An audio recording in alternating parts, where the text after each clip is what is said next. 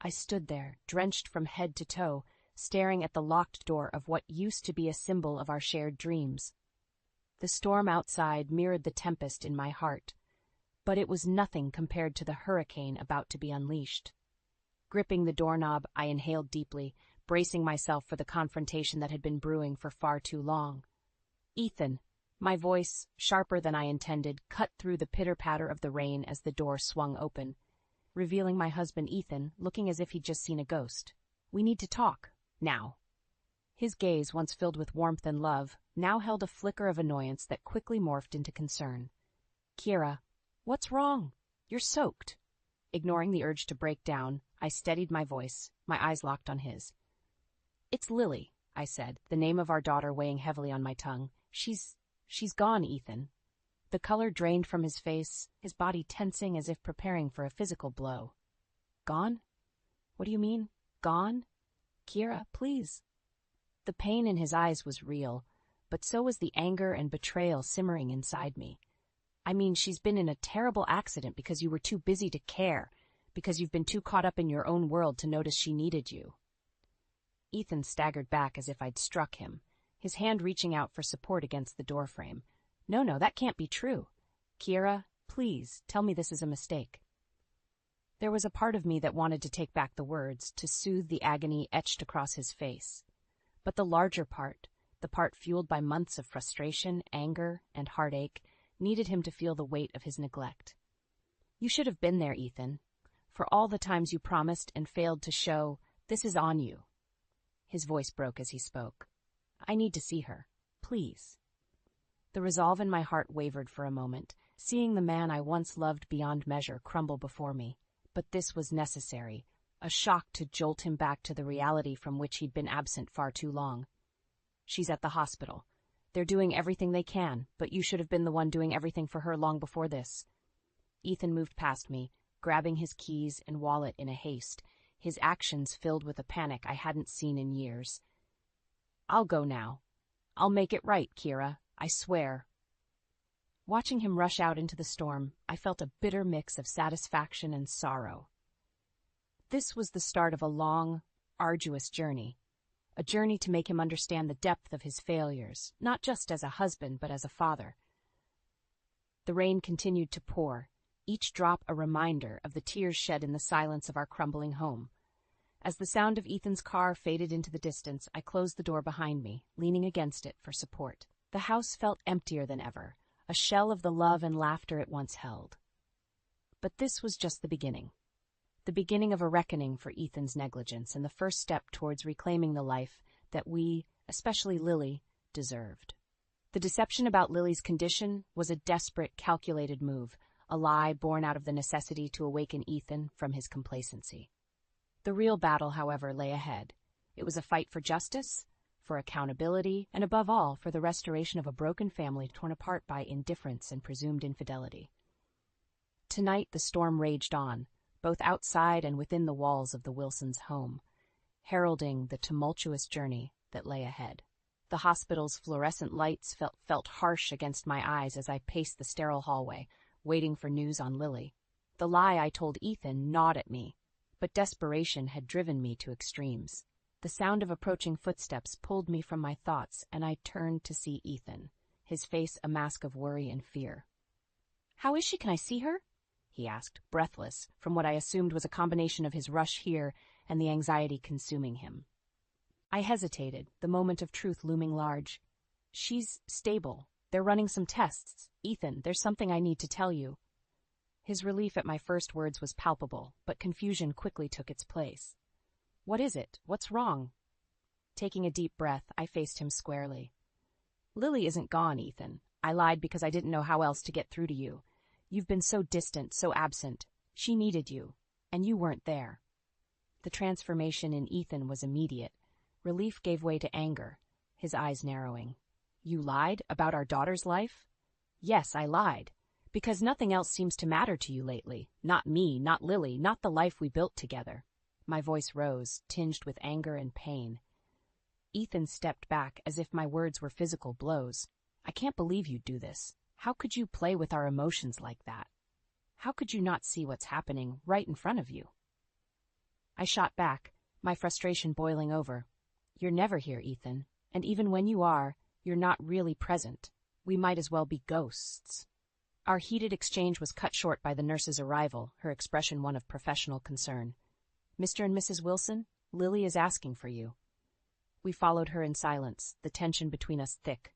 Seeing Lily, so small and vulnerable in her hospital bed, brought home the reality of our fractured family.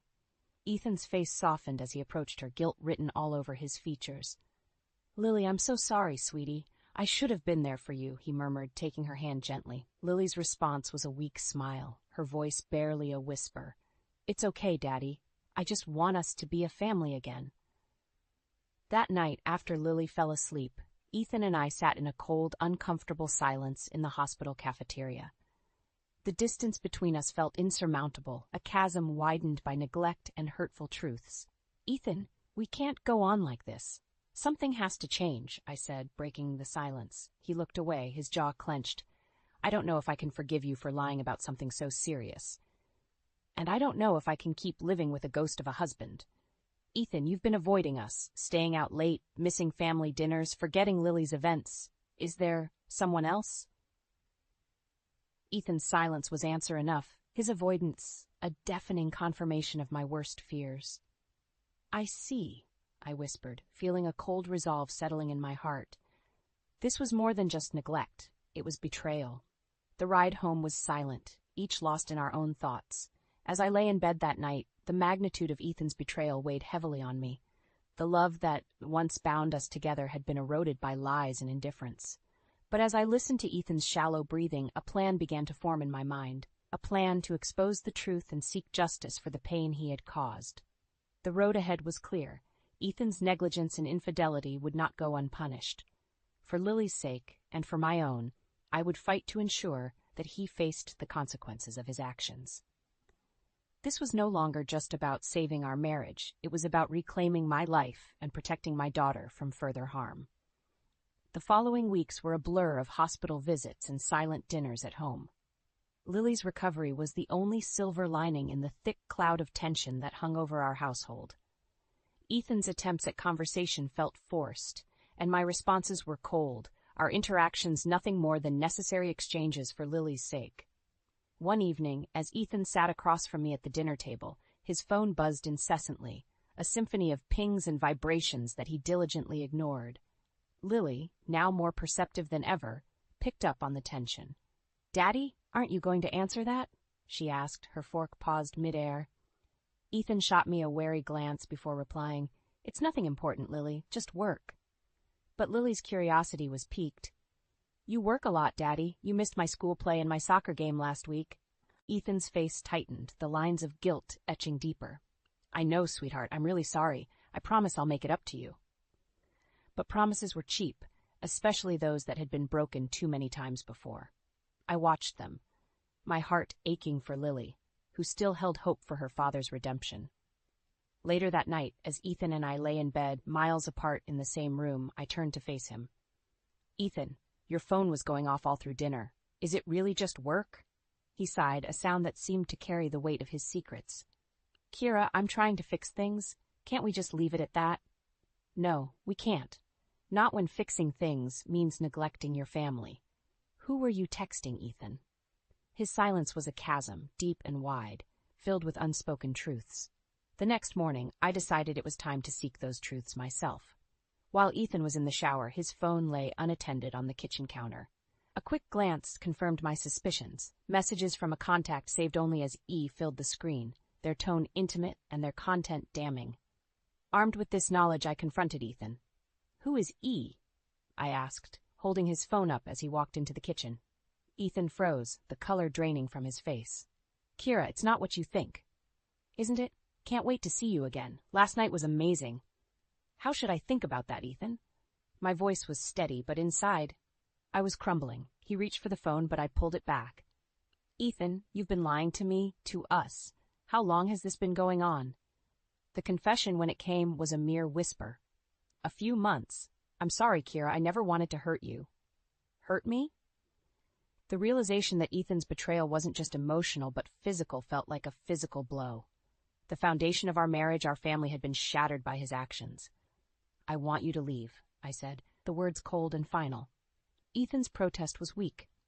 "Kira, please, I can explain." "There's nothing to explain. You've made your choice. Now it's time you live with it, away from Lily and me."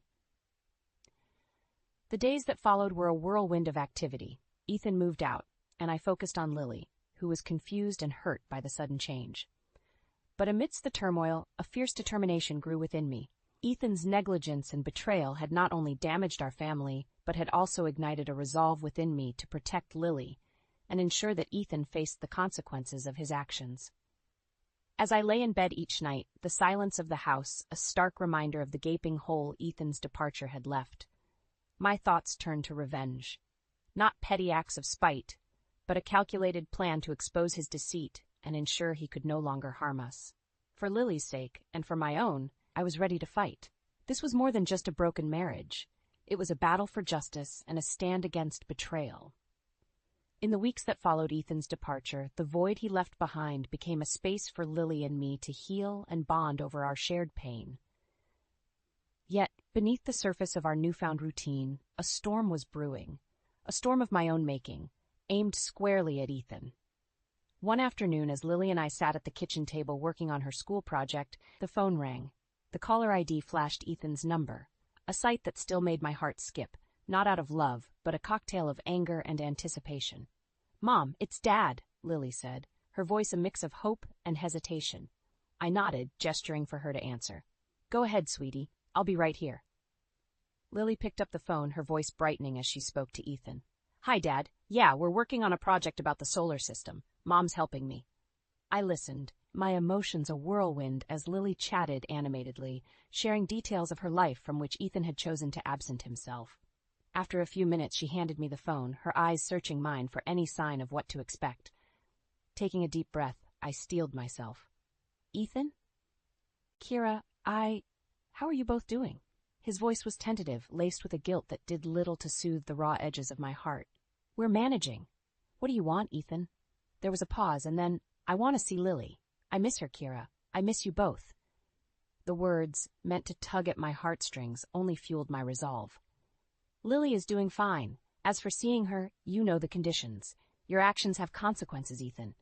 Ethan's frustration was palpable, even through the phone. "I'm her father, Kira. You can't just cut me out of her life because of a mistake." "A mistake?"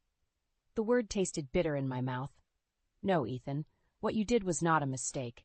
It was a series of choices that you consciously made, choices that hurt your family. You need to understand the gravity of that." The conversation ended shortly after, with promises from Ethan to do better and pleas for a chance to prove himself. But words were cheap, and his track record spoke volumes. That evening, as I tucked Lily into bed, her question caught me off guard. "Mom, is Dad a bad person?" I paused, choosing my words carefully. "No, sweetie. Your dad made some bad choices, but that doesn't necessarily make him a bad person. It's complicated." Lily nodded, her understanding limited by her tender age. "I miss him," she admitted, her voice small. "I know, baby, I know." I kissed her forehead, my heart heavy with the burden of our situation. The days turned into weeks, and as the storm outside mirrored the turmoil in our lives, I began to lay the groundwork for my plan. Ethan's negligence and betrayal would not go unchecked. I started documenting everything. His missed visits, the late-night calls, the text messages from E. Everything would serve as ammunition for the battle ahead. One particularly stormy night, as lightning illuminated the sky and thunder shook the windows, I sat at the kitchen table, poring over the evidence I had gathered. The weather outside seemed to echo the chaos Ethan had brought into our lives, a fitting backdrop for my preparations. The sound of the doorbell shattered the silence, pulling me from my thoughts. I checked the clock. Almost midnight. Who could it be at this hour? I approached the door cautiously, peering through the peephole before opening it to find Ethan on the other side, soaked from the rain, his eyes desperate. "Kira, we need to talk." I can't live like this," he pleaded, his voice breaking. The sight of him, so vulnerable, might have once stirred sympathy in my heart, but those days were long gone. "You should have thought about that before, Ethan. You made your choice." Closing the door on his pleading figure, I turned back to the evidence spread out for me. Ethan's time of reckoning was approaching, and I would be the storm that swept him away. The morning after Ethan's late visit, I woke with a resolve stronger than ever. The sight of him, drenched and desperate, had not softened my heart, but had instead solidified my determination to see through the plan I had been meticulously crafting. Ethan needed to face the full consequences of his actions, not just for me, but for Lily, whose innocent questions about her father's love and absence haunted me. I sat Lily down after breakfast, a serious conversation brewing over the remains of our meal. "Lily, your dad and I are going through a difficult time, as you know. It's important that you understand, no matter what happens, we both love you very much." Lily nodded, her eyes wide and trusting. "I know, Mom, but why doesn't Dad come to see us anymore?" The simplicity of her question stung, a reminder of the complexity of adult failures to a child's heart. "Daddy made some mistakes, sweetheart. Right now, it's important for us to focus on being strong and happy together." As the day progressed, I took steps to initiate the next phase of my plan. I contacted a lawyer, detailing Ethan's neglect, his affair, and the impact of his actions on Lily and me. The lawyer listened, his voice calm and reassuring, promising to guide me through the process of holding Ethan accountable. That evening, Ethan called again, his voice a mixture of desperation and anger. "Kira, you're turning Lily against me. I have rights." "The only person turning Lily against you is you, Ethan. Your actions speak louder than any words could," I replied, my voice steady. "I want to see my daughter. I'll take this to court if I have to," he threatened, his voice gaining an edge. "If that's the route you choose, be prepared to face the consequences. I have documented everything, Ethan. Your neglect, your affair, everything. You think a court will look kindly on that?" There was silence on the other end, the weight of reality settling in. "Kira, please. There has to be another way." "The time for another way has long passed, Ethan. You made your choices. Now you live with them." After hanging up, I felt a surge of empowerment mixed with sorrow. This wasn't the life I had envisioned for us, but I was determined to emerge from this storm stronger, for Lily's sake. The next few days were a whirlwind of legal consultations and preparations. Ethan's sporadic attempts to contact us became more desperate, but I remained firm, bolstered by the support of my lawyer and the unwavering goal of securing a better future for Lily and me. One afternoon, as I collected mail from the mailbox, an envelope caught my eye. It was from Ethan. Hesitating for a moment, I opened it to find a letter and several photographs. Photos of us, happier times that now seemed like a distant memory. His letter spoke of regret, of a desire to turn back time and make different choices. But as I read his words, I couldn't help but feel it was too little, too late. That evening, as Lily and I sat on the couch, her head resting in my lap as we watched her favorite show, I realized the full extent of what I was fighting for. This wasn't just about revenge. It was about justice. Justice for the pain Ethan had caused, for the neglect Lily had suffered, and for the betrayal that had shattered our family. As the days turned into weeks and the legal proceedings began to take shape, my resolve never wavered. Ethan had awakened a strength in me I never knew I had, a strength fueled by love for my daughter and a desire for justice. The storm that had once threatened to break me had instead forged a new path, one where I stood firm against the winds of betrayal and neglect, ready to fight for the future Lily and I deserved. The legal proceedings against Ethan unfolded with a cold, methodical precision that mirrored the detachment I had come to associate with our crumbling marriage. Each document, each piece of evidence, was a brick in the fortress I was building around Lily and me, a defense against the chaos Ethan had brought into our lives. One morning, as I prepared for another meeting with my lawyer, Lily approached me, her expression serious beyond her years. "Mom, will I have to choose between you and Dad?" Her question stopped me in my tracks. Kneeling down, I took her hands in mine. "No, sweetheart.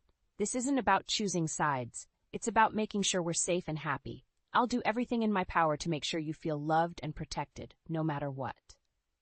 Lily nodded, a semblance of relief washing over her face. "Okay, Mom, I trust you."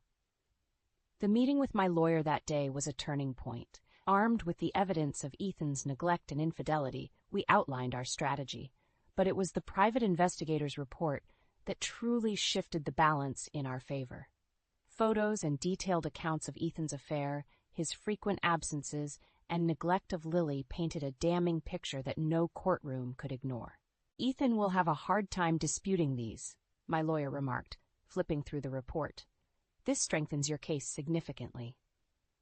As the court date approached, Ethan's attempts to reach out became more frantic. Voicemails and letters piled up, each one a desperate plea for reconciliation, for a second chance I knew we couldn't afford to give him. The day of the hearing was a maelstrom of emotions. Standing before the judge, I recounted the events that had led us here, each word a testament to the battle we'd been fighting in silence. Ethan, on the other hand, seemed diminished, his usual confidence replaced by a palpable sense of defeat. "Mrs. Wilson, your testimony and the evidence presented make a compelling case," the judge said, his voice grave. "Mr. Wilson, do you have anything to say in your defense?"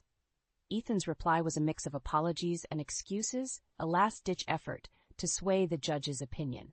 But the evidence was irrefutable, the impact of his actions on Lily and me undeniable. In the end, the judge's ruling was a vindication of everything we had endured. Full custody was granted to me, along with a stipulation for supervised visits for Ethan, should he seek them. The court also ordered Ethan to undergo counseling, recognizing the need for him to address the issues that had led to his neglectful behavior. As we left the courtroom, I felt Lily's hand slip into mine, her grip tight. "Is it over, Mom?" she asked, her voice hopeful yet tinged with uncertainty. I squeezed her hand, a promise in my grasp. "It's a new beginning, sweetie. We can start healing now." The victory in court was bittersweet. While it offered a legal resolution to our struggles, the emotional scars remained, a reminder of the cost of Ethan's betrayal.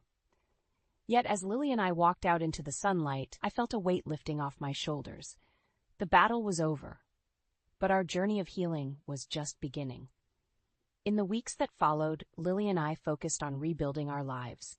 Therapy sessions, weekend outings, and quiet evenings at home became our new normal.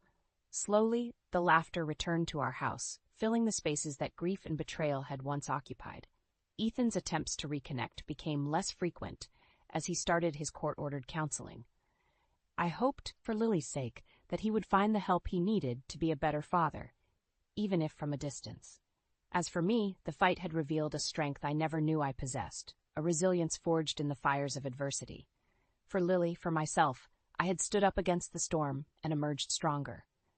Our future was uncertain, but we faced it together, united by love and a bond that no betrayal could sever. The newfound peace in our home was palpable, a serene contrast to the storm that had raged before. Lily's laughter became the soundtrack of our lives, each day a step further away from the darkness that had once threatened to engulf us. But the final act of this drama was yet to unfold, a confrontation that would close the chapter on Ethan's betrayal once and for all. It was a crisp autumn morning when the call came. A number I didn't recognize flashed on my phone, but intuition urged me to answer. "Hello? Is this Kira Wilson?" The voice was unfamiliar, hesitant. "Yes, speaking. I think you need to know something about your husband, Ethan." The caller paused, as if weighing the impact of her next words. I was involved with him, but there's more you should know." The revelation wasn't a shock, but the call was a catalyst, setting in motion the final confrontation I had both dreaded and anticipated. We agreed to meet, and as I sat across from Ethan's mistress in a quiet corner of a local cafe, her story unfolded, a tale of lies and promises, similar to the one Ethan had woven around us. Armed with this new information, and with evidence that underscored Ethan's inability to change, I knew what had to be done. It wasn't just for me anymore, but for Lily, and for every promise Ethan had broken. Confronting Ethan wasn't a decision I made lightly. As I stood at his doorstep, Lily by my side, a mix of resolve and apprehension coursed through me. When he opened the door, his surprise at seeing us was evident, quickly replaced by a cautious wariness. "Kira, Lily, what are you doing here?" Ethan's voice betrayed a hint of fear, a recognition of the reckoning that stood before him. "We know, Ethan. We know everything." My voice was steady, belying the turmoil inside. "Know what?" "Kira, I can explain." Ethan's attempt at deflection was cut short by the evidence I presented, the final nails in the coffin of his deceit. The confrontation was intense, a cathartic release of months of pain and betrayal. Ethan's attempts to justify his actions fell on deaf ears, his words empty and devoid of the remorse we needed to hear. "You chose this path, Ethan. You chose to step outside our marriage, to break the trust that held our family together," I said, each word underscored by a conviction forged in the fires of betrayal. Lily's presence was a silent testament to the stakes of this confrontation. Her eyes, wide and watchful, bore witness to the crumbling facade of the father she had idolized. The realization of his loss seemed to finally dawn on Ethan, the understanding that there was no going back from the damage he had caused. "I'm sorry," he whispered, a plea for forgiveness that came too late. "Sorry doesn't undo the hurt, Ethan. It doesn't bring back the time you missed with Lily, the moments you chose to spend elsewhere." My voice broke, the weight of our collective pain bearing down on me. As we turned to leave, Ethan's voice, now laced with desperation, called out, "Kira, please, don't do this. We can still fix this." But it was over. The finality of our departure marked the end of our shared journey, a chapter closed on a marriage undermined by betrayal. In the days that followed, Lily and I leaned on each other, finding strength in our bond. The confrontation with Ethan had been a necessary closure, a way to reclaim our dignity and move forward, unburdened by the shadow of his actions. Our lives, though forever altered, began to find a new rhythm, a new normal.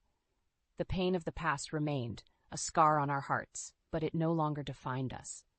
We had faced the storm together, and in its aftermath, we found a resilience and a hope for the future that no betrayal could diminish. The aftermath of our confrontation with Ethan marked the beginning of a new chapter for Lily and me, one filled with hope, but shadowed by the remnants of past betrayals. We found solace in the embrace of my parents, who welcomed us into their home with open arms, their support a beacon of light in the lingering darkness. As we settled into our new life, the reality of our situation began to crystallize. Ethan, faced with the consequences of his actions, spiraled into a solitude of his own making. His career suffered, friendships waned, and his financial stability crumbled under the weight of alimony and child support payments mandated by the court. The social ostracism he experienced served as a stark reminder of the price of betrayal. One day, as Lily and I sat in the garden, basking in the tranquility of a life slowly piecing itself back together, she looked up at me with a question that had been lingering in her eyes for weeks. "Mom, do you think Dad will ever be part of our lives again?" I paused, considering the weight of her question. "Lily, your dad made some very big mistakes. It's up to him to make amends, to show that he's changed. But it's also okay for us to move forward, to find happiness without waiting for that to happen." Lily nodded, a maturity beyond her years settling over her features. "I just wish things could have been different," she whispered. "So do I, sweetheart, so do I," I replied, pulling her into a hug. The simplicity of the moment underscored the complexity of our journey, a journey of healing and rediscovery. The weeks turned into months, and as the seasons changed, so too did the narrative of our lives. I returned to work, embracing the challenges and satisfaction that came with my career. Lily thrived in school, her resilience a testament to her strength. Together, we navigated the waters of our new reality, finding joy in the simplicity of our daily routines. It was during this time of quiet reconstruction that I began to reflect on the journey we had undertaken. The pain, the betrayal, the fight for justice had all led us to this moment, a moment of tentative peace and cautious optimism. The struggle had not only been about revenge or holding Ethan accountable. It had been about reclaiming our lives, about ensuring that Lily grew up in a world where she felt loved, valued, and protected. One evening, as we sat on the porch watching the sunset, the beauty of the moment felt like a balm to the scars we bore. "Mom, do you think we'll ever be able to forgive Dad?" Lily's question broke the silence, her voice tinged with curiosity and hope. I took a deep breath, considering her words. "Forgiveness isn't about forgetting, Lily. It's about letting go of the anger and hurt so it doesn't hold us back. Your dad has a lot of work to do, but maybe one day we'll be able to forgive him. For now, let's focus on us, on building the happiest life we can." Lily smiled, a reflection of the peace we had fought so hard to achieve. "I love you, Mom. I love you too, Lily. More than anything." As the sky turned from pink to deep blue, the stars beginning to twinkle in the twilight, I realized that our story was one of resilience, of the unbreakable bond between a mother and her daughter. Despite the turmoil, the heartache, and the battles we had faced, we emerged stronger, united by our journey from despair to empowerment. Our future was uncertain, filled with challenges and opportunities in equal measure. But one thing was clear. Whatever lay ahead, Lily and I would face it together, our love and strength a testament to the power of starting anew. The sun greeted me warmly that morning, a rare treat after weeks of dreary weather. My hands, wrapped around a steaming cup of coffee, were still as I stood in the garden, admiring the newly blossomed roses. It was a perfect holiday morning, serene and promising, until the peace was shattered by the sound of a car pulling up in the driveway. Richard, my husband of 10 years, stepped out of the car, followed closely by his sister Anna. They were an odd pair, Richard with his stern, lined face, and Anna, ever the carefree spirit, albeit with a cunning glint in her eyes. They were laden with bags, their arms straining under the weight. I set my cup down, a sense of unease creeping up my spine. "Richard, what's all this?" I asked, my voice steady despite the alarm bells ringing in my head. Richard's response was blunt, like a sledgehammer to my calm morning. "We're moving in with you from today," he declared, as Anna smirked beside him. I felt the ground shift beneath me. "What do you mean moving in, and why?" Anna's smirk widened. "If you don't like it, Helen, you can always divorce him and leave," she said, her voice dripping with false sweetness. Before I could gather my wits to respond, they barged past me, their footsteps heavy against the wooden floor. My once tranquil living room was quickly cluttered with their belongings. I stood frozen, watching the invasion of my personal space, my sanctuary. Just then, Mia, Anna's 14-year-old daughter, entered the room. Her eyes, a mirror image of her mother's, were filled with apology. Unlike Anna, Mia had always been gentle, a flower struggling to bloom in the shadow of her mother's overpowering presence. I found my voice, albeit a whisper. "Is this really okay? I mean, with Mia and all?" Richard, who had been directing Anna on where to place her myriad of bags, stopped dead in his tracks. His face, usually an unreadable mask, turned pale. Without a word, he dashed out, his phone pressed against his ear. Anna, now left alone to face me, looked as if she might faint. The arrogance had vanished from her face, replaced by a dawning realization of something gone awry. "I can't wait for Richard to come back," I said, my voice stronger now. Anna flinched at my words. "Brace yourself, Anna. The real fight starts now." As I stood there, facing the chaos, a part of me wondered how my life had spiraled into this mess. I was Helen Davis, a 50-year-old accountant, living a life that was more a routine than an experience. My marriage to Richard, once a source of comfort, had become a suffocating trap. Richard and I met at a community event. He was a local businessman 10 years my senior, and I was a volunteer. We connected over shared interests, and before I knew it, we were married. It was a simple ceremony, Richard insisting that anything more was frivolous. From the start, Richard was a traditionalist. He believed in clear roles within a marriage, and unfortunately that meant I was relegated to the background, my opinions and desires secondary to his. "I'll handle the finances and decisions. You just make sure the house is in order," he would say, his tone final. I complied initially. I thought his dominance was a sign of his commitment and care. But as the years rolled by, the charming businessman I married revealed himself to be controlling and dismissive. Our home, once a haven of shared dreams and laughter, had turned into a silent battlefield. I would tiptoe around his moods and his commands, trying to keep the peace, but inside I was screaming for an escape, for a breath of fresh air. That morning, as I watched Anna spread her belongings across my living room, I felt a surge of anger. This was not just an invasion of space. It was a blatant disregard for my existence, my choices. And Richard, the man who had vowed to cherish and respect me, stood silently by, a spectator to his sister's audacity. Anna's eyes met mine, and for a moment I saw a flicker of fear. She knew she had crossed a line, but her arrogance was too ingrained to step back. She was like a parasite, feeding off Richard's affection and my tolerance. "I hope you're ready for the consequences, Anna," I said, my voice calm but firm.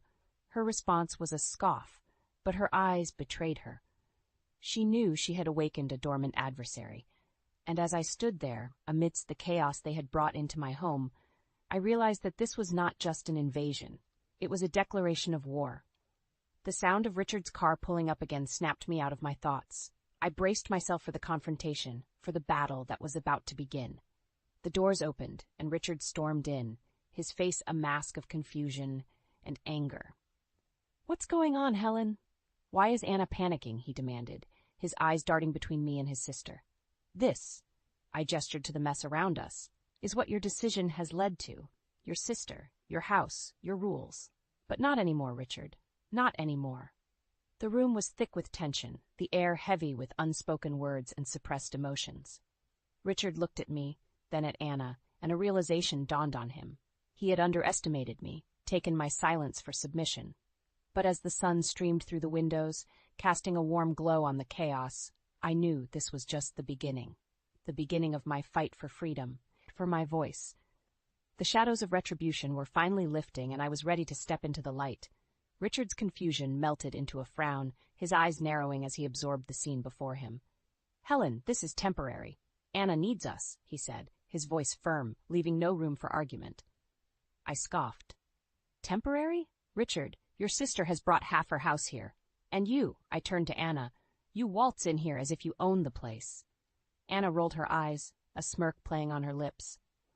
"Oh, come on, Helen. It's not like you use this space for anything important. Besides, Richard agrees with me, don't you, brother?" Richard nodded, his allegiance clear.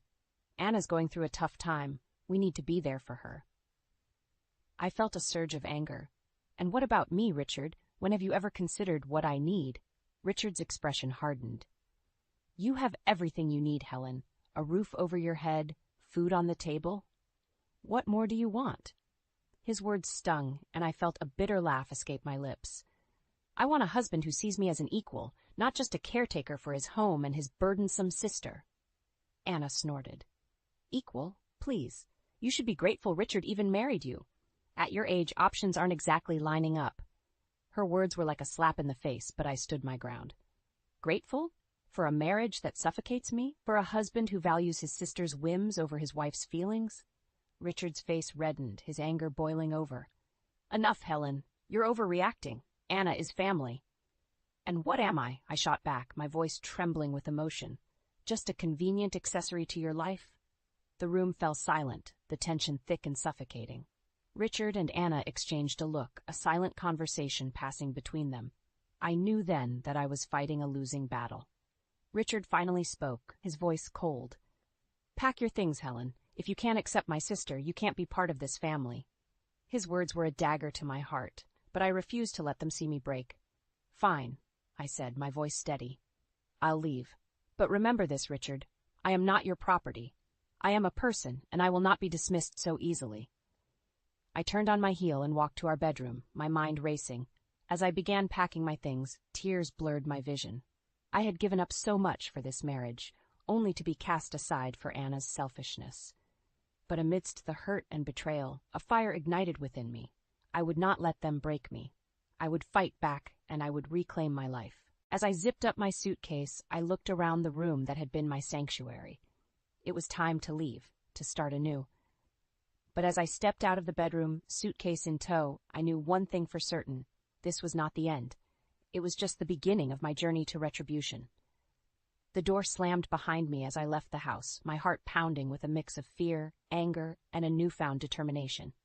The crisp morning air was a sharp contrast to the stifling atmosphere I'd just escaped. I took a moment to steady my breath, realizing that this was the first step towards reclaiming my life. As I walked, the memories of the last few years played in my mind like a tragic movie. Richard, once my rock, had slowly morphed into an unrecognizable tyrant. His sister Anna always lurking in the shadows, influencing his decisions, undermining me at every turn. I found myself outside Mia's school, the realization hitting me that I hadn't said goodbye. Mia, the one ray of light in the otherwise dark canvas of my marriage. I saw her then, walking out of the school gates, her face a picture of innocence and youth. "Mia," I called out, my voice catching in my throat. She turned, her eyes lighting up when she saw me. "Helen, what are you doing here?" I knelt down to her level, my eyes searching hers. "Mia, I've left your uncle's house. Things have become too difficult." Her face fell, a frown marring her young features. Is it because of Mom? Did she do something again? I sighed, hating that she had to be exposed to her mother's toxic behavior. Yes, Mia. Your mom and your uncle, they've made some decisions that I can't live with. Mia's eyes filled with tears, her voice barely a whisper. I wish you could stay. You're the only one who listens to me, who cares about what I want. I hugged her, my heart breaking. I care about you so much, Mia, and I promise I'll always be here for you, no matter what. We stood there for a moment, two souls united in our mutual pain. Finally, I pulled away, wiping her tears. You need to be strong, Mia. Don't let them change who you are. You're a wonderful, kind-hearted girl, and I'm so proud of you. Mia nodded, a determined glint in her eyes. I will be, Helen, and I'll come to visit you, wherever you are. As I watched her walk back into the school, a plan began to form in my mind. Richard and Anna had underestimated me, seen me as nothing more than a compliant wife, but I would show them. I would fight back, and I would make them pay for every tear, every moment of pain they had caused me. I walked away from the school, my steps more confident than before. The game had changed, and I was no longer just a pawn. I was a queen, ready to take back my kingdom. I found refuge in a small, unassuming cafe, the kind where strangers become confidants. As I sipped my coffee, the warmth of the mug seeped into my hands, mirroring the growing resolve in my heart. It was there, amidst the quiet hum of the cafe, that I began to piece together my plan. A sudden ring from my phone jolted me. It was Mia. Helen, you need to come to Grandma's house. There's something you should know about Mom. The urgency in her voice was unmistakable. I paid for my coffee and hurried to the address she had given me. Arriving at the quaint house, I was greeted by Mia and her grandparents, Richard and Anna's parents. The air was heavy with tension as they ushered me into the living room.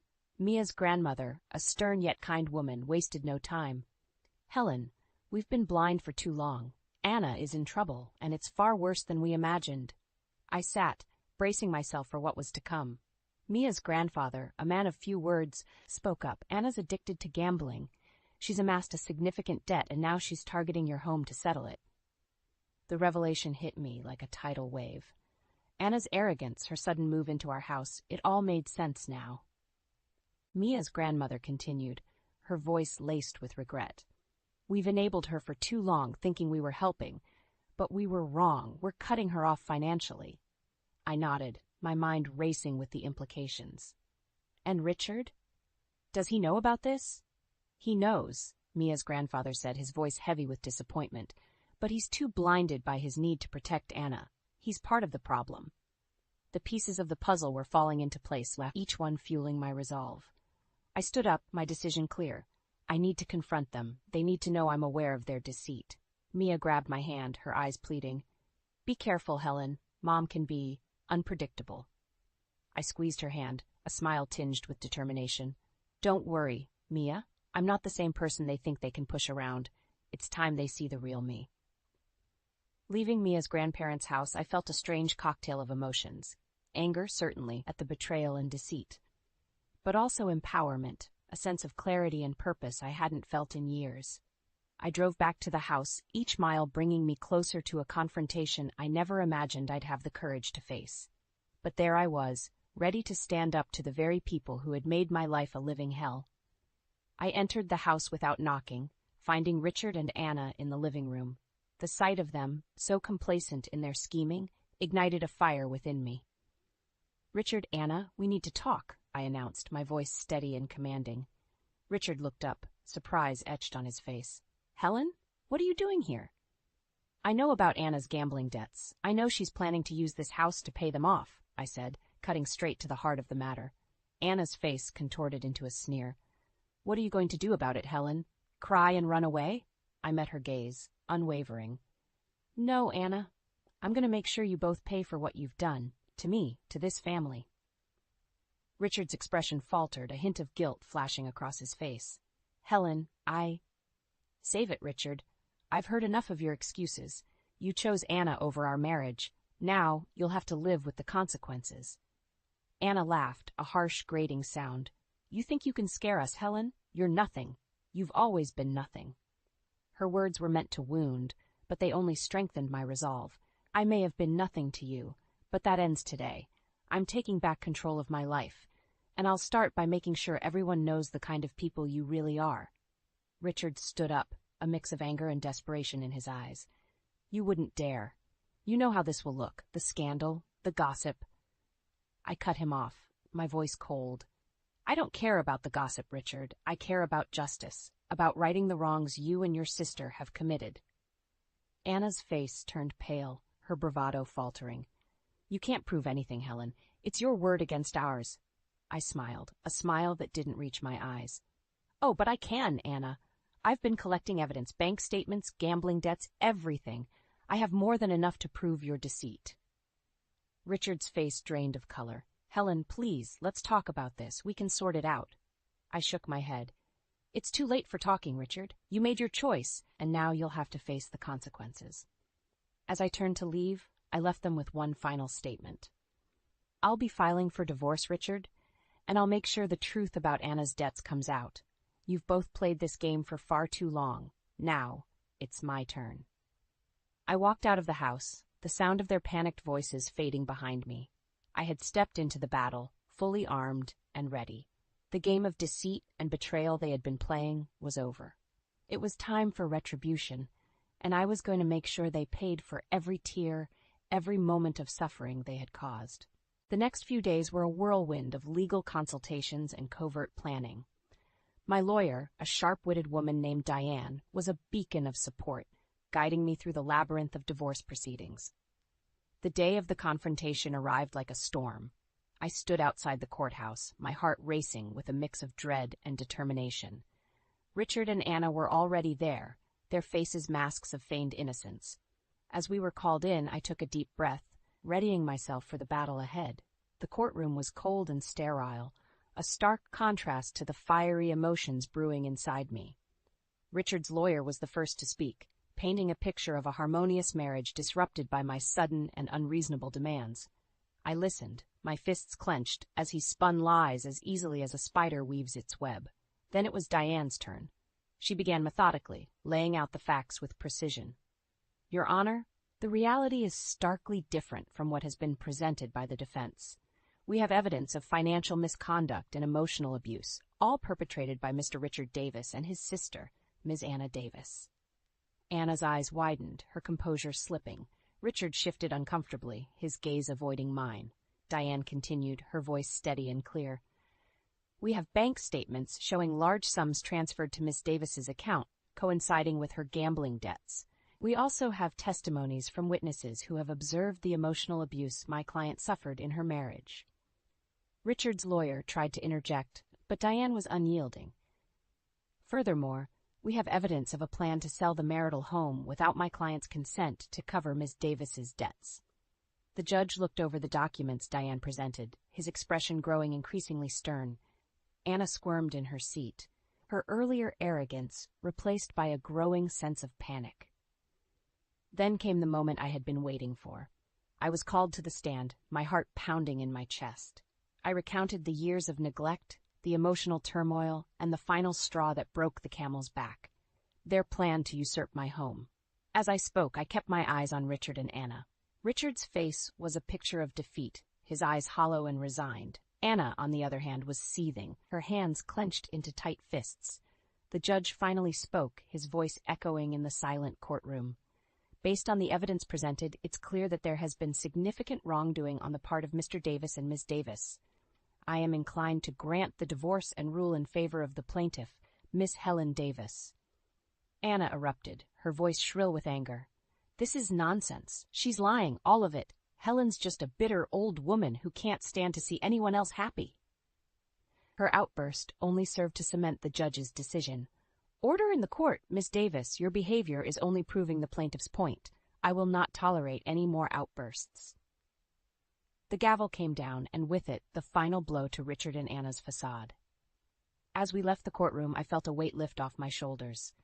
The truth had prevailed, and karma had served its course. The fallout from the courtroom was swift and unforgiving. News of Richard and Anna's deceit and the divorce spread through our social circles like wildfire. I watched, with a sense of detached vindication, as their reputations crumbled under the weight of their actions. Richard, once a respected businessman, found his clients and associates distancing themselves. Anna, too, faced her own downfall. The gambling dens she frequented now turned her away, her debts too high and her backers too few. But the true retribution came in the form of their parents' intervention. Mia's grandparents, having witnessed the extent of their children's misdeeds, took decisive action. They cut Anna off financially, a move that left her reeling and desperate. I met with Mia's grandparents a few days after the trial. They welcomed me with a warmth that was tinged with sadness. "We should have seen it, Helen," Mia's grandmother lamented. "We turned a blind eye for too long." Mia's grandfather nodded in agreement. "We're taking responsibility now. Anna will have to learn to fend for herself. And as for Richard, he needs to understand the consequences of his choices." Their resolve was a balm to my wounded heart. They, too, had been victims of Richard and Anna's manipulation, and now they stood with me in seeking justice. The next chapter of retribution unfolded at the final divorce settlement meeting. Richard sat across from me, a shadow of the man he once was. His eyes were hollow, his defiance replaced by a quiet resignation. As the terms were laid out, I could see the realization dawn on him. He was losing everything: his home, a significant portion of his assets, and any semblance of dignity he had clung to. Anna, not present at the meeting, was dealt her blow through legal channels. She was required to undertake a debt repayment plan, a far cry from the lavish lifestyle she was accustomed to. As I signed the final papers, a sense of closure washed over me. I had come out of this battle scarred but victorious. Richard and Anna had been brought to justice, not just by the law, but by the karma of their own making. Leaving the meeting, I felt a lightness I hadn't experienced in years. I was free from the chains of a loveless marriage, free from the suffocating grip of Richard and Anna's deceit. I had lost much in this fight, but I had gained something far more valuable: my freedom and a chance to rebuild my life on my own terms. As I walked out into the sunlight, I felt a smile spread across my face. It was the smile of a woman who had faced her demons and emerged stronger. The road ahead was uncertain, but for the first time in a long time, I was looking forward to walking it. The days following the divorce were a mix of relief and rediscovery. I had stepped out of the shadow of my marriage, and now the world seemed different, more vibrant, and filled with possibilities. One afternoon, I found myself in a quaint bookstore, a place I had often passed but never entered during my marriage. As I browsed through the shelves, I felt a sense of peace. It was in these small moments I realized that life began to regain its color. The bell above the door chimed, and in walked Mia, her face brightening as she saw me. "Helen!" she exclaimed, rushing over. "I heard about the divorce being finalized. Are you okay?" I smiled, embracing her warmly. "I'm more than okay, Mia. I feel like I've been given a new lease on life." Her eyes sparkled with unshed tears. "I'm so happy for you, and I'm sorry for everything my mom and uncle put you through." "It's not your fault, Mia. You've been one of the few lights in my life these past few years," I reassured her. We sat down in a cozy corner of the bookstore, sipping tea from the little cafe inside. Mia shared her plans for college, her eyes alight with dreams and ambitions. I listened, my heart swelling with pride for the remarkable young woman she had become. Then Mia hesitated, her expression turning serious. "Helen, there's something else. My grandparents, they want to help you. They feel guilty about everything." I shook my head gently. "Mia, they've done enough. Just having their support during the trial meant the world to me." "But they insist. They want to give you a part of the money from the sale of the house. It's only fair," they said. The offer took me aback. Richard and Anna had been forced to sell the house to settle their debts, and now Mia's grandparents wanted to ensure I received my rightful share. After some thought, I accepted. Not for the money, but to honor the gesture of goodwill and closure from two people who had become like family to me. With this unexpected financial security, I began to rebuild my life. I found a small but charming apartment, decorated it to my taste, and for the first time, made a space that was truly mine. I also rekindled old friendships, ones that had dwindled under the weight of my unhappy marriage. My friends welcomed me back with open arms, their support a testament to the enduring nature of true friendship. As for Richard and Anna, they faded into the background of my life. Richard had moved to a different city, a shadow of his former self, and Anna, burdened by her debts and the loss of her family's support, had become a mere footnote in my story. One sunny afternoon, as I walked through the park, I realized something profound. In seeking revenge and justice, I had found something far more important: my own strength and resilience. The journey had been tumultuous, filled with pain and confrontation, but it had led me to a place of self-discovery and empowerment. I saw couples walking hand in hand, children laughing as they played, and for the first time in a long time, I didn't feel a pang of sadness or loss. I was content, at peace with my past and optimistic about my future. As the sun began to set, casting a golden glow over the park, I reflected on the journey I had undertaken. The road to retribution had been paved with challenges, but it had also brought unexpected blessings. Friendships rekindled, a new sense of purpose, and a deeper understanding of my own resilience. I left the park with a light heart, ready to embrace whatever adventures lay ahead. The chapter of Richard and Anna was closed, but my story was far from over. It was a new beginning, a new chapter filled with hope, possibilities, and a newfound appreciation for the simple joys of life.